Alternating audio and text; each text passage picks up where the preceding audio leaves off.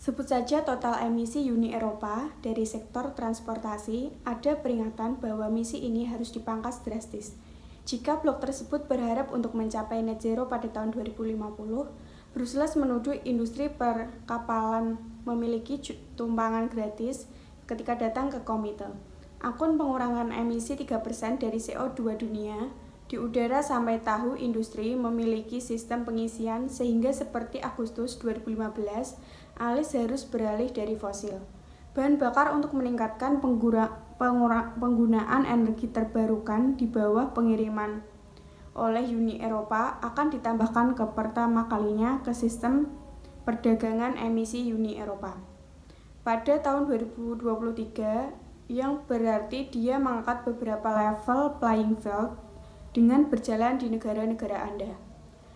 Antara operasi selama 15-16 tahun setelah berhubungan seks, saat saya menemukan bahwa kami mengurangi emisi seketika 50% pada waktu itu, dan ini adalah proses digerakkan oleh pasar yang Anda lakukan. Untuk mengurangi emisinya, kami memiliki beberapa kekhawatiran tentang saya, bukan Travis. Emisi transportasi maritim harus bersama Anda secara signifikan.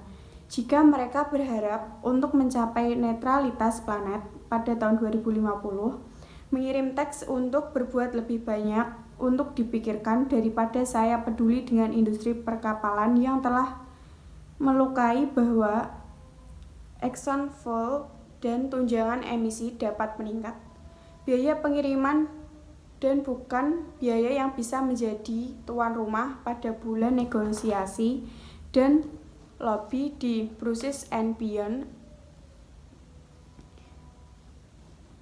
Hal ini mengurangi emisi Uni Eropa bahwa pengiriman tidak bisa adalah yang terbaik. Saya ingin bisa menyelesaikan sekolah untuknya dan untuk saudara-saudara saya. Mereka bermimpi bahwa suatu hari dia akan mendapatkan gelar dan tidak pernah harus bekerja di jalanan seperti mereka. Tapi selama 18 bulan terakhir, dia merindukan kami di sekolah. Filipina adalah salah satu negara Asia yang sekolahnya ditutup sejak Maret 2020. Presiden Filipina Rodrigo Duterte mengatakan dia tidak akan mengizinkan siswa untuk kembali ke sekolah sampai vaksin virus corona tersedia. Sekolah beralih ke pembelajaran jarak jauh. Tetapi saya hanya meminjam telepon saudara perempuan saya. Tapi dia harus pindah, jadi saya harus berhenti menghadiri kelas online. Aku iri pada anak-anak lain, mereka memiliki ponsel. 6,3 juta rumah tangga tidak memiliki akses internet. 2 juta tidak memiliki perangkat untuk belajar. Saya kasihan anak saya, tapi suami saya dan saya tidak berdaya. Saya mengatakan kepada bahwa kami harus mengambil pinjaman untuk membelikannya telepon. Tapi kemudian kami benar-benar kekurangan uang. Sebelum pandemi, ayah Jonathan yang bekerja keras berhasil menafkahi keluarganya. Saat lockdown COVID-19 terjadi, uang hilang. Setiap kali lockdown, yang tersisa hanyalah air, garam, dan nasi. Namun Jonathan bertekad untuk melanjutkan studinya. Kapan saya bisa belajar lagi? Saya mengatakan kepadanya bahwa saya akan menghemat uang. Saya perlu melakukan sesuatu terlebih dahulu.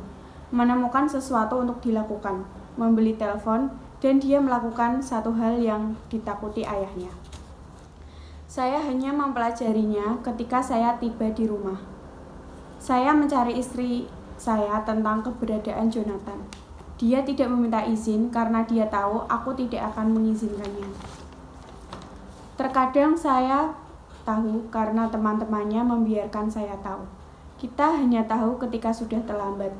Memulung sore ini membuatnya mendapatkan 0,40 US dollar.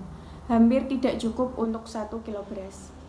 Ya, saya takut karena perut saya sudah keroncongan. Tapi ini pekerjaan. Saya perlu mengayuh agar saya bisa mencari nafkah. Aku hanya benar-benar harus mendorongnya agar kita bisa bertahan. Ada banyak anak mengumpulkan sampah untuk dijual sekarang karena kemiskinan. Tapi setiap kali Jonathan berhasil menabung sedikit, beberapa kali terjadi seperti ketika ibunya jatuh sakit radang sendi dan diperlukan perawatan. Saya menabung lagi, tetapi dibelanjakan lagi. Saya ingin membantu. Saya sangat ingin membantu. Kita benar-benar menghadapi krisis yang bukan hanya krisis belajar. Ini adalah krisis generasi. Ini akan mempengaruhi semua segmen masyarakat, kecuali anak-anak dididik. Tidak ada harapan bagi mereka untuk meningkatkan kedudukan mereka dalam kehidupan. Saya sedih dan saya juga merasa lelah, juga mengasihani diri saya sendiri. Jadi, apa yang akan terjadi dengan studi Anda sekarang? Saya tidak tahu. Filipina berencana untuk membuka kembali hingga 120 sekolah pada November 2022 dalam proyek percontohan. Sedikitnya 2 juta anak putus sekolah sejak Maret 2020. Ayah saya selalu mengingatkan saya untuk menyelesaikan studi saya agar saya bisa mengeluarkan kami dari kemiskinan.